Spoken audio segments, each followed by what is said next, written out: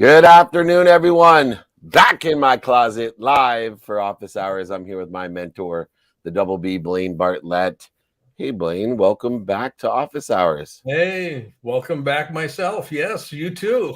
I think we're approaching 500 episodes, and there's no one better to start off our show than the Murph. That's right, Laura Murphy is here, Senior Vice President of Bolt PR. I should have worn my Chargers hat with Bolt PR instead of my blessed Padre hat.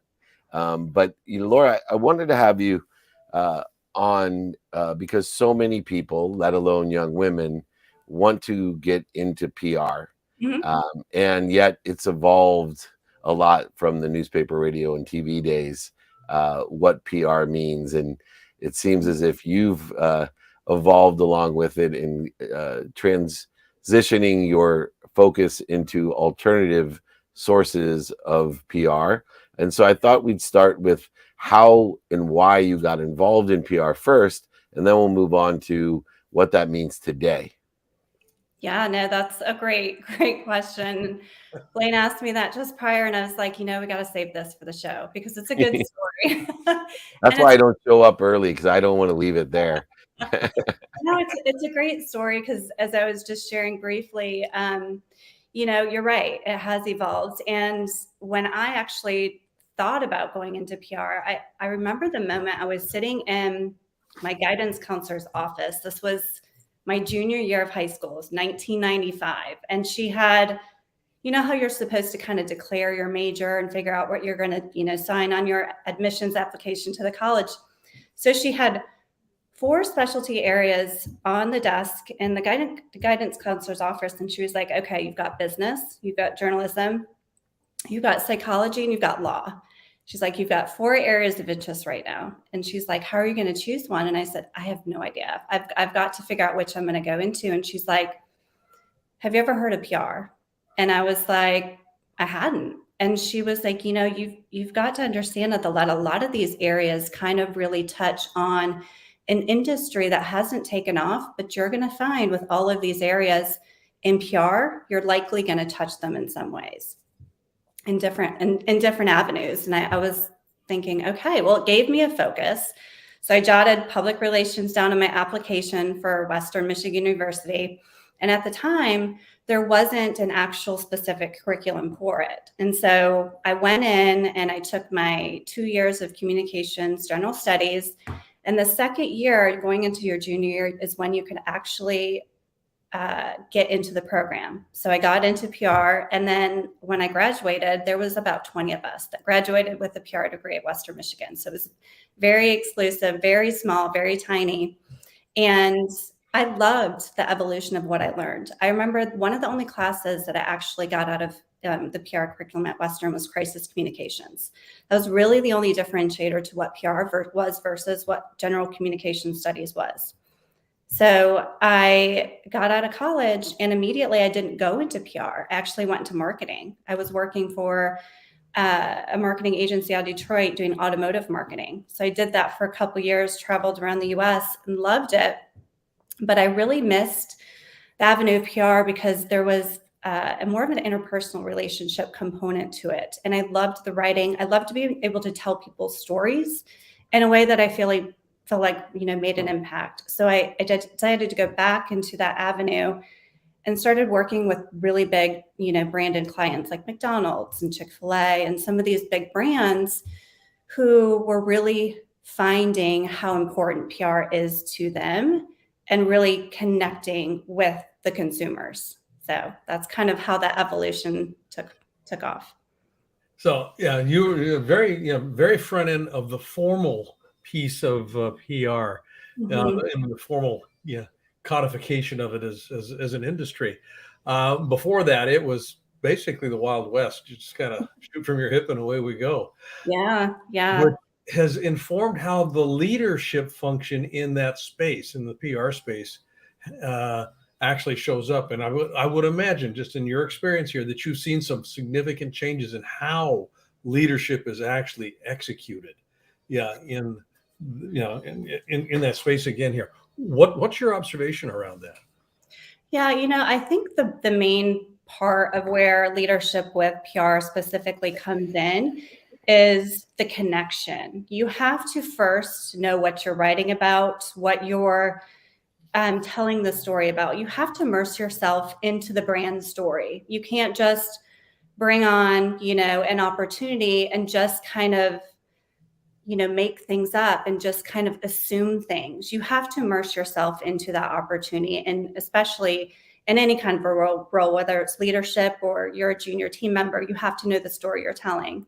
And you have to connect with the people that you're telling the story to. So when it comes to the writing, when it comes to even the journalists that you're working to try to tell the story, it all starts with connecting. And so I think really that comes down to the most important aspect. And it's, I think, really been a huge component to always evolve in the way you're connecting. So that's always a practice that I think you can continue to learn to craft in how you connect with the story and what you're writing and to the people that you're writing it to. Yeah. And amplification has always been a big part of public relations. It's one thing to get a story said. It's another thing to have eyeballs or community engage with the story. And today with digital marketing, it brings on a whole nother size, scope, and scale to amplification. And you not are only a award-winning PR person and content person, but digital marketing agency. And how do you see those three things intertwined today? I know we just saw a PR release from VCon and Gary, and I'm looking it over and I'm like, do I really care what this says? Does anyone ever really read this? It's just the title that is going to be read by 99% of the people. So I'm curious how what used to be a big part or parcel to being a PR person now is just a minor component of another side of the PR and content, which is the digital marketing or amplification of the placement. Mm-hmm. Well, and that's where, again, you have to build a team from so many different expert insights and backgrounds to be able to understand how you can tell that full story. So you're right. Like, they all have to be integrated in some way. You can't just do PR and not have potentially a digital marketing component attached to it, because so many people don't, read print newspapers. They don't watch TV. Maybe they're just on social media. It allows a widespread approach to connecting to people from so many different areas. So you really do have to attach a digital marketing component to any kind of PR and being able to tell the story or get a brand, out there that you can kind of help, represent them. Yeah, I'm going to get pretty granular here with this question. Mm-hmm. Yeah, when I was coming up through the ranks, my background was marketing, international business, and early on, and this goes back to the 1970s and whatnot, there was confusion in the marketing space between sales and marketing. How are they the same? How are they different? Are they the same? Is it just kind of different words for it? Also, as you fast forward here, marketing and PR. My experience, going back to about the 90s, where you kind of got your launch, there was confusion about the distinction between marketing and PR. Mm-hmm. What is this? Yeah, those of you that are listening, particularly somebody in their 20s, particularly a young woman in their 20s that are interested in coming into the PR world, what's the difference between PR and marketing? Yeah, that's a really great question. And it's tough too, because, I don't know if there's ever specifically an identification where you can say it's so black and white, because mm-hmm. they do integrate so easily and so well. Yeah. I think brand application and amplification in terms of just telling a story through writing, through, a interview, through anything like that, when you're kind of telling a story to the media, that really is the way that you can brand amplify something. The way I look at marketing is really just more of a tangible component, experiential, where you can get a product in somebody's hands, you can do on-site events, things like that. So it's kind of an approach where you're telling a story, but in two different ways, two different avenues. So they very much so integrate a lot of times, though, because with social media marketing, that really falls more into the marketing realm, because the storytelling really comes from more of a tangible source. but also it feeds into PR because you're telling a story through a band channel. So it's not so black and white. So I'd say anybody who's interested in doing PR, I would really kind of understand whether or not you want to do more of the on-site events, the experiential marketing, because that's kind of where that lends itself. And then PR is more of like the storytelling and the writing and the journalism skills come into play. Yeah. And the duality. Oh, go ahead, Blaine. No, I'm just saying thank you for that distinction. Yeah, many people definitely had the same question. So I agree. That was a great question. And to that matter, though, you are very passionate right now, later on in your career, not only about the duality of empowering young women in the profession today, but also promoting a positive workplace culture, which is not easy today with the diverse and divided workplace and separate workplace. What are some of the key components as you do promote and empower positive workplace culture for all, for everyone? What are some of those challenges today that you're facing? I look at it more as just even an opportunity. I think anybody in a leadership role knows that they're just given a chance to make some kind of a difference, make some kind of an impact. And, especially as we talked about some of the younger folks who are coming into this industry and, maybe they're really trying to find their footing or find out if this is even what they want to do. I go back to connecting into the early conversation because it is really about building the connections with people. I love to empower, but I do that through empathy. And I think where the empathy starts is from listening. And so I think really the best approach that I've always had or have currently now in my role is as a leader is a lot of listening, a lot of taking that backseat approach to when, they're talking or when they're communicating to understand, those social cues to really kind of feed into what it is. Know that if they're struggling, you can kind of tell, take a back seat. I tune everything around me out so I can really focus on them. And I can tell that matters because they feel more vulnerable to be themselves. And I think that's important because if you're going to create the next generation of leaders, if you're going to, create the next, group of folks who are just so passionate about this world of PR, marketing, or social media and digital, you have to hear where they want to be, where they want to go, and you have to hone in on those opportunities to give those to them. So all of that starts with listening, connecting to where they're at, and showing the empathy to give them that self-confidence. So true. And meeting people where they're at, as well as being an intelligent follower, is a great leader, which unfortunately takes so many years for us to realize, as Blaine and I have taken so many years to realize what it is to be a compassionate capitalist, a complete leader by meeting people where they're at and listening and leading through learning and listening, which you have done such a tremendous job of. Laura Murphy, Senior Vice President at Bolt PR, boltpr.com. What a great journey so far. We look forward to you coming back on in some of our shows and helping especially young women with their careers and pursuing their potential. Please come back and join us again.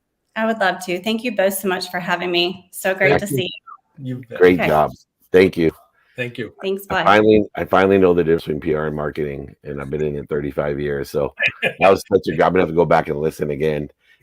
Anyway, waiting in the wings is Jesse Cole. Jesse here. Co-founder of the Seed Lab, theseedlab.com. Welcome to Office Hours, my friend. Thank you guys for having me. And before we start, just a quick congratulations, David. I saw that your daughter graduated from Indiana. I saw that on your social platforms, and you guys look real happy, and congrats to her.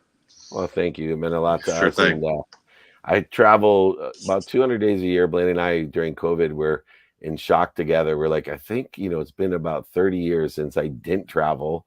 And we were discussing that. And this is the first week of my life where I took a private aviation to get to that from a commencement speech and ended up in Bloomington, Illinois. Almost missed the graduation. So if you saw that joy on my face, it was actually that I made it by 9 minutes to the graduation to watch my daughter graduate with honors. I made it nonetheless. And then last night for the first time, I had a mishap with my visa. And so I'm now back in my closet, leaving for Sydney a day late, but nonetheless, $1 short. But more importantly, both were huge emotional swings for me. And you've been there as well, I'm sure. And, you really help people with the emotional instability, the swings that we take as entrepreneurs and founders. And I would love for you to help us understand, how we can help young entrepreneurs, new entrepreneurs, startup entrepreneurs with probably the most exhausting of all components of being an entrepreneur, Sure. the emotional swings.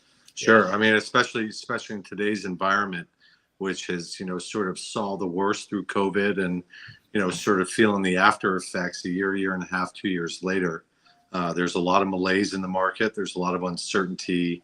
Things feel fractured. And I think we're starting to see a reset in the venture community across, multiple asset classes. So, a lot of people are sitting on pins and needles here, waiting to see some kind of direction. But look, I'll backtrack for a second. I was at Columbia for graduate school, and this was back in, many, many, many years ago, right at the turn of the 2000.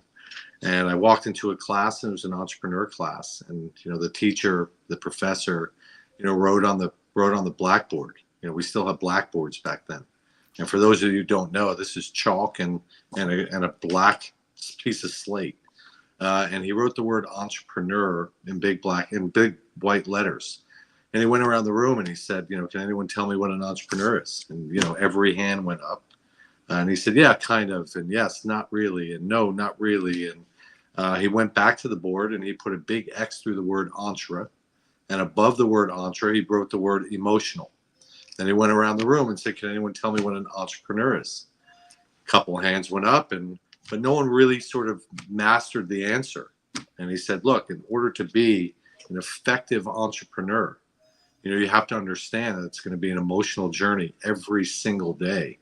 And for those of us who have been entrepreneurs, me included, you're one day, on top of the world. You're a PO away from being the next big thing. You're a valuation away from being, quote unquote, the next big thing.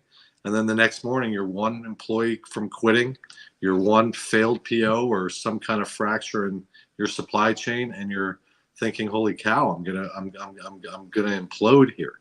So it's really, really sort of manifesting the emotionals up and down, and the swings, which really creates this bipolarization effect. Mm-hmm. And for us at the Seed Lab, 50% of our thesis is really investing behind what we call formidable founders. We spend a lot of time with our founders. We want to make sure that our founders are malleable, that they're communicative, that they're frugal with capital, that they take direction. And part of the things that we offer at the Seed Lab is our human capital is really as valuable as the money we put into these businesses, because between my partners and I, we've all had this CEO experience. We've all been through the wars, right? We've all taken companies through various forms of liquidity, both public and private, sat on boards, public and private, and been investors, both personally, and through our fund.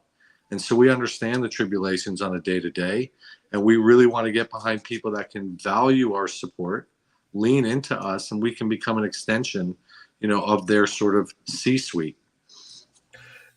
Yeah, and you've mentioned the word values a couple of times, Jesse, and I want to kind of hone in on that a little bit. The entrepreneurs that you're primarily funding today are significantly younger than you and I or David. Typically, I would guess. Would that be fair to say? Yeah, that's certainly fair. And look, Yeah. I have a partner who's in his late 60s and another partner who's in his early 30s. So we've got this multi-generational lens. But yeah, I'm right in the middle. And so most of the people that we're talking to and most of the people I spend my time with are half my age.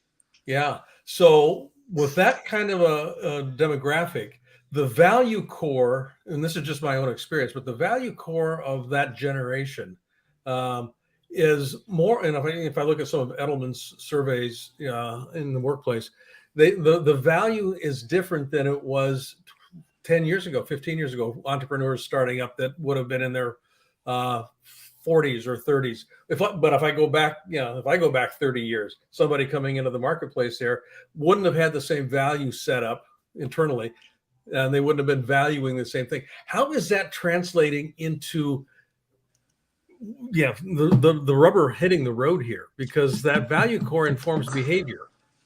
Yeah, well, from a sociological perspective, we think differently than the generations below us. Mm-hmm. Right? We have different work ethics. We came up in a different time.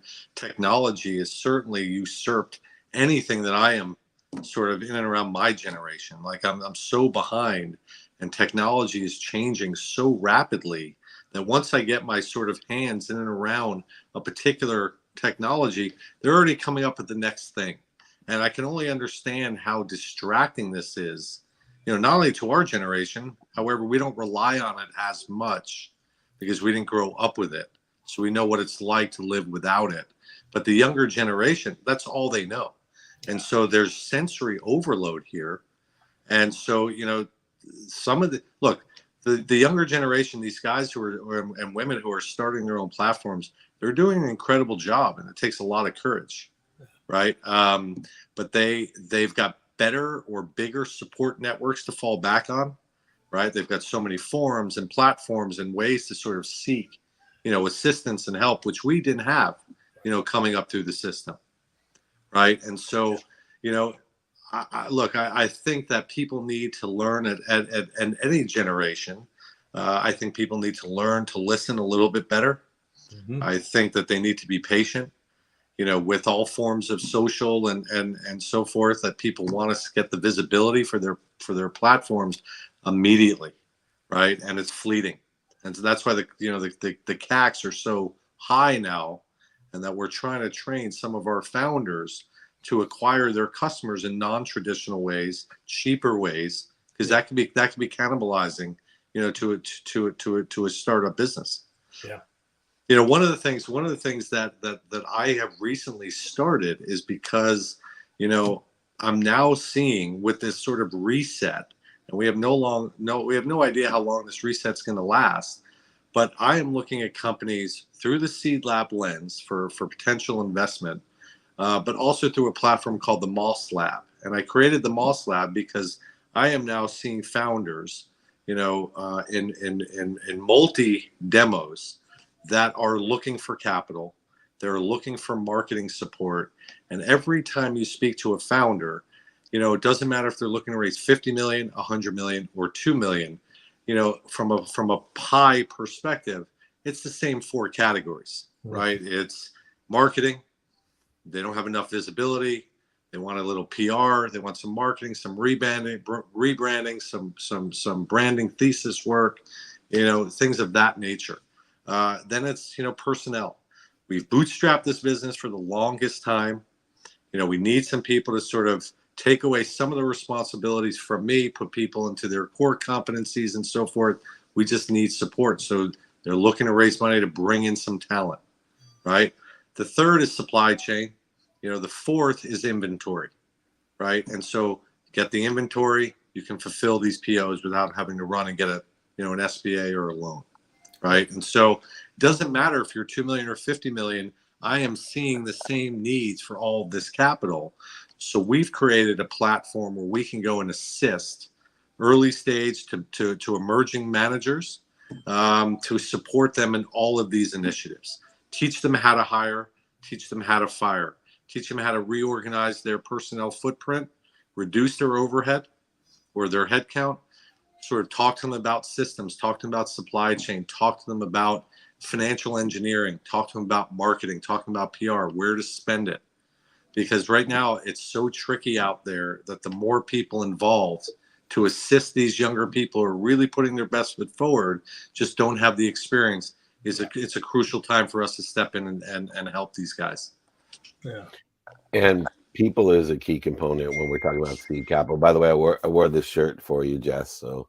Oh, I was going to ask you when you said you took a flight to Indiana, was it a Wheels Up? Because Wheels Up. No, they would have got me there. They would have got me to the right place. Yeah, they're Kenny and the crew are great Kenny guys. Kenny and Gary. I've been there from the start, and yeah. Absolutely. I'm a big fan of Kenny, and I'm a big fan of Gary. And I recently heard yesterday that Kenny stepped down because the stock has been underperforming, and it's, there's been some mention about going under or filing for bankruptcy, which is really unfortunate. But I was an early investor, in the company, and I got out right at the first day of trading, and it's probably the best trade I've made because I'm usually not that smart or not that fortunate. Yeah, no, good people. And just what we're talking about is the last thing I wanted to ask about is what you look for, especially in the earlier stages, in the people, in the founders, the entrepreneur themselves. What do you think today is the strongest characteristic to be successful as an entrepreneur or a founder?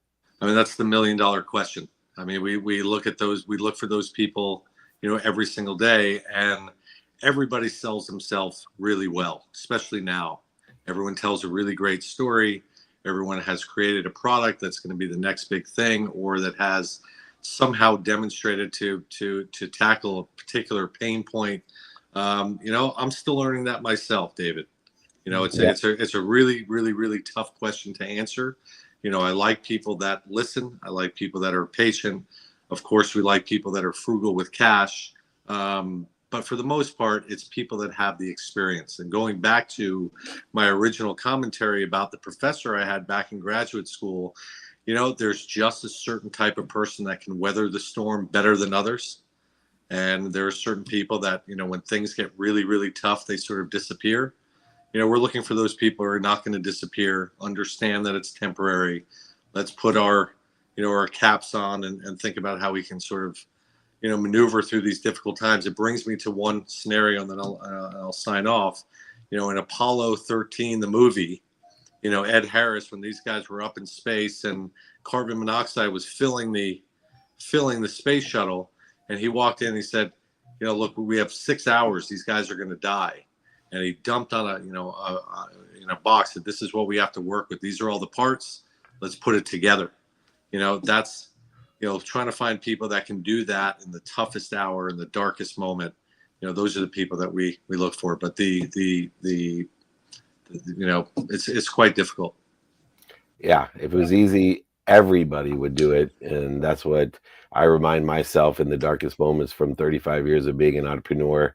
As we are just as close as we think we are sometimes, and finding the right people. I will tell you one thing later on in my career I learned, and you talked about listening. One of the areas I used to say it was a desire that you must be what you can be, but I actually put one thing ahead of that now, which is asking for help. If I can find an entrepreneur early on with radical humility that asks for help, it's a resource that can be completely David, overlooked. That's a great point. I think, when I was running a fashion brand called Haute Hippie, we had 100-something employees at our peak, and for the most part, they were from a much younger generation, and they never really could ask for help. And when they would make a mistake, that mistake was swept under the carpet. It was just a matter of time before that mistake became sort of paramount to everything else. As they say, everything comes out in the wash, and they can become, really, really detrimental to the, acceleration of the business. So, I think that's a great point. People asking for help and knowing that it's available and not to be ashamed of it. Yeah, absolutely. Well, we certainly appreciate you and all the support you're giving to, I believe, and I know you two believe this, I know that the entrepreneurs are going to save the world. They can worry about sustainability. They can delay the ultimate for the entrepreneur to figure out how to change plastic bottles into energy or food or something. That's what's going to save the world. And, people behind those people, the Wizard of Oz, as I say, the people behind the curtain are people like you, Jess, that are funding the future saviors of our country and the world. So thank you so much for doing that. Co-founder of Seed Lab and Moss Lab. Come back, and we got many shows. I know Blaine would love to have a further conversation. seedlab.com. Jess Cole, thank you so much. All right, guys. Thanks. Have a good evening. You bet. Talk to you soon. Thanks, guys. All right. Have a great night. Thanks. All right. Those guys get overlooked because they do make a lot of money when they're right. Yeah. But timing and risk tolerance is completely different when you're looking at a seed venture group like that. Startup like that. Yeah. We got the recruiter guy here. He is the ultimate salesperson, Bill Humbert. And he has a new book here, a current book out, Expect Success, the Science of the Over 50 Career Search. Welcome, Bill, to Office Hours. Thank you, David. It's great to be here. Well, it's great to have you. And let's talk about the first Napoleon Hill type of perspective, which is you're not going to be successful until you expect success. How have you put that into context in your book? What I did in my book was all the way through it, I coached people to expect that they will be successful. And I name my chapter steps for a reason, because it's 12 steps to find a job. And to get sober, I heard. Is that right, Blaine? Yeah. Program for that as well. There is that. And so at the end of each step, I give them a little bit of encouragement. And then also, did you do this yet? Did you do that? A checklist of things that they needed to get accomplished. And so I even end my talent attraction speeches with expect success. Yeah, the tagline on the book, and this is really kind of where your sweet spot is focused. But the tagline, the science of the over 50 career search. So, yeah, people that are in their late 40s, in the 50s, what's the challenge that they face out, outside of the obvious ageism that might be present there, but what's the real challenge that they think, or that you think that they're actually dealing with as compared to somebody entering the workforce in their 20s or 30s? Somebody entering the workforce in their 20s or 30s feel like they can do anything. Mm-hmm. Somebody who's 50 sometimes believe the mantra that you can't get a job after 50. Yeah. And it's their belief is what prevents them. It's not necessarily their experience or their skills. It's their belief that they can't. They get so discouraged. And in my first step, I talk to them about how to work their way through that discouragement. Yeah, I love that. Neville Goddard, one of my favorite authors, talks about assumption is everything. Assumption is everything. It all starts with the assumption made manifest. So that mindset. So I'm going to just jump in here real quick. How do you work with these folks that are in the 50s and they've got a pretty set mindset? How do you begin to get them over the hump and say, no, yeah, there's another way to think. You got to think different. How do you actually not only suggest that, but actually have it take root and grow? Well, there's a story in the book about a gentleman that during the pandemic, so from March 15th of 2020 to December 31st of 2020, I pivoted my business from the recruiting side of things to the career coaching side. And I coached 32 professionals to find new positions. And some of their stories are in my book. One of them in particular was a 67-year-old CFO. And my first conversation with him was, I still want to contribute, but I'm too old for somebody to hire. And I said, yeah, you're being silly. And so I coached him because I had recruited 60-year-olds, 65-year-olds, never a 67-year-old, but I recruited 65-year-olds for clients of mine. Mm-hmm. And I said, let's work through this. If you really want a new position as a CFO, we'll find one. Let's be honest, 67, that makes you a young president these days, right? Yeah, sadly true. I mean, those arguments, I have the lawyer in me. I'm like, if anybody tells me 67 is too old, I'm going to say too old for what? Yeah, let's be honest. If I can run a country, I can run your company. That's no problem. Right. Well, and he in 3 months found a job where he got paid the same as he was being paid before, and he only had to work part-time. Nice. Yep. And so it's overcoming that feeling that you won't be successful. That's what it takes. Yeah. And you're an expert in more than one area. As you talked about, you went from recruitment, but retention's another area, but also, getting offers that are acceptable. You're an expert at the percentages of the offers and counter offers that end up in employment, and let alone retention, are extraordinary. With your experience of reading over 400,000 resumes in so many different states, it's really the situational knowledge and expertise. What do you think the difference is in that counter offer that so many are accepted, compared to most people are even afraid to counter, let alone getting a reconciled agreement with the counter offer? So I guess the question is, who's doing the counter offering? If you are you turning in your resignation, and the company suddenly decides that you're too valuable to let go, and then they offer you something, it's probably not a good idea to accept it, because they've already demonstrated where they feel you belong. They're just going to use you for a brain drain for a while. The counter offer from a candidate perspective, you should always ask for something. It may be more money. And the way I tell them to do is listen to the person extending the offer, and then tell them how excited you are to come to work for this company. And then say, do you have any flexibility in your offer? And if their answer is the offer is the offer, well, you got a decision to make. But if they ask the question, why do you ask? Stick that foot in the door as fast as you can. And, you can say something like, well, I was hoping for more. What you didn't know, because in my coaching, I tell them, don't give any numbers out. And so what you didn't know is I was making right about that before. Is there any way that you can give me some more money for doing this job? And, many times they'll come up with something, and here's an important piece of advice.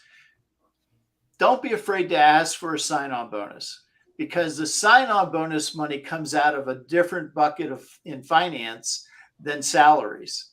And so you may be where you belong salary-wise, but they may be able to give you a sign-on bonus. Yeah. So smart. That's good. Now, I'm struck by a statistic that stands out for me. And I've been in business for a lot of years, and this one is really interesting to me. But you're not old enough. You're not old enough to be president yet. Not yet. Not old enough to be president. Give me 2 more years.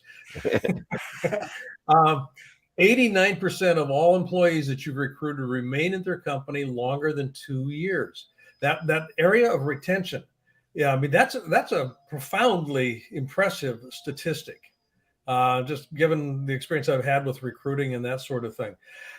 In the context of fit and feel, I'll use an apparel analogy here. People stick around, they'll put the suit on. If it looks good, feels good, there's a fit and feel. How do you sort for that fit and feel in the recruiting process such that you have a 90% retention rate? It's, since I've been doing this since 1981, there are certain instincts too, right? Yeah. And I can pretty much today, somebody's always going to fool me sometime, but I can pretty much today